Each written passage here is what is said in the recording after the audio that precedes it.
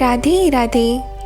आज हम बात करेंगे एक बहुत ही महत्वपूर्ण और अद्भुत पुस्तक गर्ग संहिता के बारे में। ये पुस्तक हिंदू धर्म और ज्योतिष शास्त्र के महत्व को समझाने में हमारी मदद करती है। गर्ग संहिता न केवल धार्मिक दृष्टिकोण से बल्कि जीवन के कई पहलुओं को उजागर करती है। तो अगर आप भी इस पुस्तक के बारे में जानना चाहते हैं तो इस वीडियो को पूरा देखें और जानें इसके गहरे रहस्यों के बारे में। तो चलिए शुरू करते हैं। श्री गर्ग संहिता यदुकुल के महान आचार्य महामुनि श्री गर्ग की रचना है। ये सारी संहिता अत्यंत मधुर श्री कृष्ण लीला से परिपूर्ण है। श्री राधिका की दिव्य माधुर्य भाव मिश्रित लीलाओं का इसमें विशद वर्णन है। श्रीमद् भागवत में जो कुछ सूत्र रूप में कहा गया है, गर्ग संहिता में वही विशद वृत्ति रूप में वर्णित है। एक प्रकार से ये श्री कृष्ण लीला का महाभाष्य है। श्रीमद् भागवत में भगवान श्री कृष्ण की पूर्णता के संबंध में महर्षि व्यास ने कृष्णस्तु भगवान स्वयं इतना ही कहा है। महामुनि गर्गाचार्य ने श्री कृष्ण में समस्त भागवत तेजों के प्रवेश का वर्णन करके श्री कृष्ण की परिपूर्णता का वर्णन किया है। श्री कृष्ण की माधुर लीला की रचना हुई है। दिव्य रस के द्वारा रस का रास में प्रकाश हुआ है। श्रीमद् भागवत में उस रास के केवल एक बार का वर्णन 5 अध्याय में किया गया है, किंतु इस गर्ग संहिता में वृंदावन खंड में अश्वमेध खंड के प्रभास मिलन के समय और उसी अश्वमेध खंड के दिग्विजय के अनंतर लौटते समय जो 3 बार कई अध्याय में उसका बड़ा सुंदर वर्णन है। परम प्रेम स्वरूपा श्री कृष्ण से नित्य अभिन्न स्वरूपा शक्ति श्री राधिका जी के दिव्य आकर्षण से श्री मथुरानाथ एवं श्री द्वारकाधीश श्री कृष्ण ने बार बार गोकुल में पधार कर नित्य रासेश्वरी नित्य निकुंजेश्वरी के साथ महाराज की दिव्य लीला की है। इसका विशेष वर्णन है। इसके माधुर्य खंड में विभिन्न गोपियों के पूर्व जन्मों का बड़ा ही सुंदर वर्णन है और भी बहुत सी नई नई कथाएं हैं। ये संहिता भक्त भावुकों के लिए परम समादर की वस्तु है, क्योंकि इसमें श्रीमद् भागवत के गुण तत्वों का स्पष्ट रूप में उल्लेख है। आशा है कल्याण के पाठकगण इससे विशेष लाभ उठाएंगे। गोलोक खंड पहला अध्याय। भगवान नारायण नर श्रेष्ठ नर देवी सरस्वती तथा महर्षि व्यास को नमस्कार करने के पश्चात जय का उच्चारण करना चाहिए। मैं भगवान श्री राधिकांत के उन युगल चरण कमलों को अपने हृदय में धारण करता हूँ, जो शरद ऋतु के प्रफुल्लित कमलों की शोभा को अत्यंत नीचा दिखाने वाली है।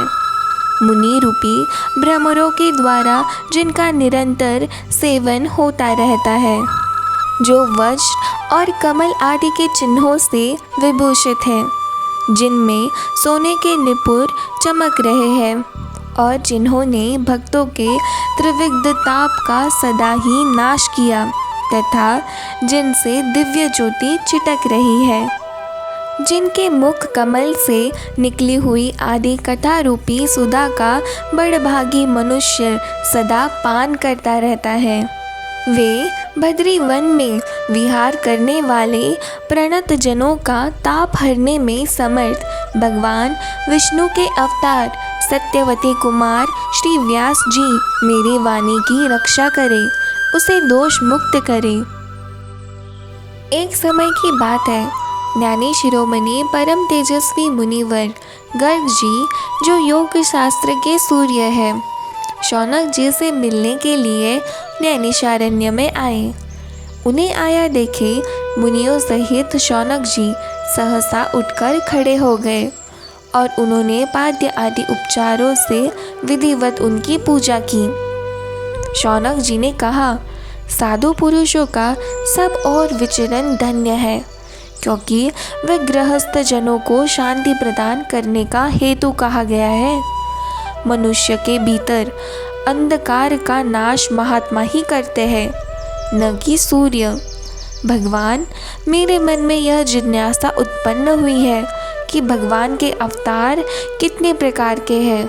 आप कृपया इनका निवारण कीजिए। श्री गर्ग जी कहते हैं, ब्राह्मण, भगवान के गुणानुवाद से संबंध रखने वाला आपका ये प्रश्न बहुत ही उत्तम है। ये कहने, सुनने और पूछने वाले तीनों के कल्याण का विस्तार करने वाला है। इसी प्रसंग में एक प्राचीन इतिहास का कथन किया जाता है, जिसके श्रवण मात्र से बड़े बड़े पाप नष्ट हो जाते हैं। पहले की बात है, मिथिलापुरी में बहुलाश नाम से विख्यात एक प्रतापी राजा राज्य करते थे। वे भगवान श्री कृष्ण के परम भक्त, शांति चित्त एवं अहंकार से रहित थे। एक दिन मुनिवर नारद जी आकाश मार्ग से उतरकर उनके यहाँ पधारे। उन्हें उपस्थित देखकर राजा ने आसन पर बिठाया और भली भांति उनकी पूजा करके हाथ जोड़कर उनसे इस प्रकार पूछा। श्री जनक जी बोले, महामते, जो भगवान अनादि प्रकृति से परे और सबके अंतर्यामी ही नहीं आत्मा है, वे शरीर कैसे धारण करते हैं? जो सर्वत्र व्यापी है, वह शरीर से परिच्छिन्न कैसे हो सकते हैं? ये मुझे बताने की कृपा करें। नारद जी ने कहा, गौ, साधु, देवता, ब्राह्मण और वेदों की रक्षा के लिए साक्षात भगवान श्री हरि अपनी लीला से शरीर धारण करते हैं। अपनी अचिंत्य लीला शक्ति से ही वे देहधारी होकर भी व्याप्त बने रहते हैं। उनका वह शरीर प्राकृतिक नहीं, चिन्मय है। जैसे नट अपनी माया से मोहित नहीं होता और दूसरे लोग मोह में पड़ जाते हैं, वैसे ही अन्य प्राणी भगवान की माया देखकर मोहित हो जाते हैं, किंतु परमात्मा मोह से परे रहते हैं। इनमें लेश मात्र भी संशय नहीं। श्री जनक जी ने पूछा, मुनिवर, संतों की रक्षा के लिए भगवान विष्णु के कितने प्रकार के अवतार होते हैं?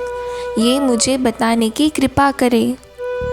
श्री नारद जी बोले, राजन, व्यास आदि मुनियों ने अंशांश, अंश, आवेश, कला, पूर्ण और परिपूर्णतम ये 6 प्रकार के अवतार बताए हैं। इनमें से छठा परिपूर्णतम अवतार साक्षात भगवान श्री कृष्ण ही है। मरीचि आदि अंशांश अवतार, ब्रह्मा आदि अंशावतार, कपिल एवं कूर्म प्रभृति कलावतार और परशुराम आदि आवेशावतार कहे गए हैं। नरसिंह, राम, श्वेत द्वीपाधिपति, हरि, वैकुंठ यज्ञ और नर नारायण ये पूर्ण अवतार है। एवं साक्षात भगवान श्री कृष्ण ही परिपूर्णतम अवतार है। असंख्य ब्रह्मांडों के अधिपति वे प्रभु गोलोक धाम में विराजते हैं, जो भगवान के दिए सृष्टि आदि कार्य मात्र के अधिकार का पालन करते हैं। वे ब्रह्मा आदि सत स्वरूप भगवान के अंश हैं, जो उन अंशों के कार्यभार में हाथ बटाते हैं। वे अंशावतार के नाम से विख्यात हैं। परम बुद्धिमान नरेश, भगवान विष्णु स्वयं जिनके अंतकरण में आविष्ट हो अभिष्ट कार्य का संपादन करके फिर अलग हो जाते हैं। राजन, ऐसे नाना विधि के अवतारों को आवेशावतारक समझो, जो प्रत्येक युग में प्रकट हो। युग धर्म को जानकर उसकी स्थापना करके पुनः अंतर्धान हो जाता है।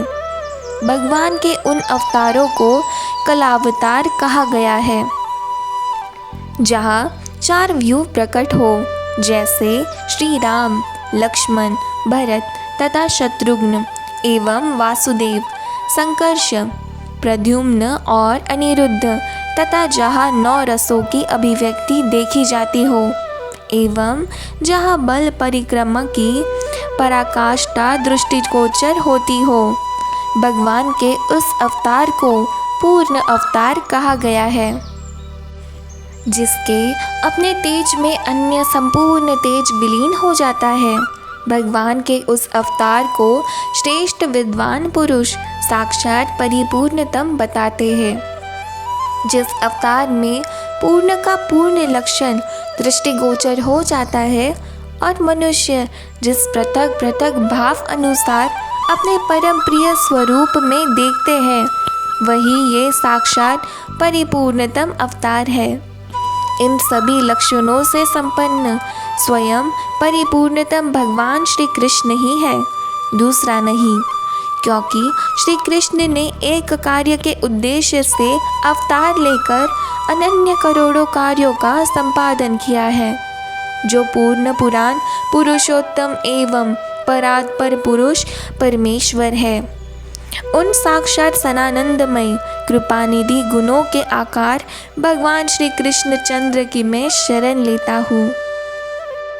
ये सुनकर राजा हर्ष में भर गए, उनके शरीर में रोमांच हो गया, वे प्रेम से विहील हो गए और अष्टपूर्ण नेत्रों को पोंछकर नारद जी से यो बोले, महर्षि, साक्षात परिपूर्णतम भगवान श्री कृष्ण चंद्र सर्वव्यापी चिन्मय गोलोक धाम से उतरकर जो भरतवर्ष के अंतर्गत द्वारकापुरी में विराज रहे हैं, इसका क्या कारण है? ब्राह्मण उन भगवान श्री कृष्ण के सुंदर, बृहत, विशाल या ब्रह्म स्वरूप गोलोक धाम का वर्णन कीजिए। महामुनि, साथ ही उनके अपरिमेय कार्यों को भी कहने की कृपा कीजिए। मनुष्य जब तीर्थ यात्रा तथा 100 जन्मों तक उत्तम तपस्या करके उनके फल स्वरूप सुअवसर पाता है, तब वह भगवान श्री कृष्ण चंद्र को शीघ्र प्राप्त कर लेता है। कब में भक्ति रस से अर्धचित्त हो मन से भगवान श्री कृष्ण के दास का भी दासानुदास होगा, जो संपूर्ण देवताओं के लिए भी दुर्लभ है। वे परम ब्रह्म परमात्मा आदि देव भगवान श्री कृष्ण मेरे नेत्रों के समक्ष कैसे होंगे? श्री नारद जी बोले, नृपश्रेष्ठ, तुम धन्य हो, भगवान श्री कृष्ण चंद्र के अभिष्ट जन हो और उन हरि के परम प्रिय भक्त हो। तुम्हें दर्शन देने के लिए ही वे भक्तवत्सल भगवान यहाँ अवश्य पधारेंगे। ब्राह्मण देव, भगवान जनार्दन द्वारका में रहते हुए भी तुम्हें और ब्राह्मण श्रुतदेव को याद करते रहते हैं। ओह, इस लोक में संतों का कैसा सौभाग्य है। इस प्रकार गर्ग संहिता में गोलोक खंड के अंतर्गत नारद बहुलाश संवाद श्री कृष्ण महात्म्य का वर्णन नामक पहला अध्याय पूरा हुआ। राधे राधे।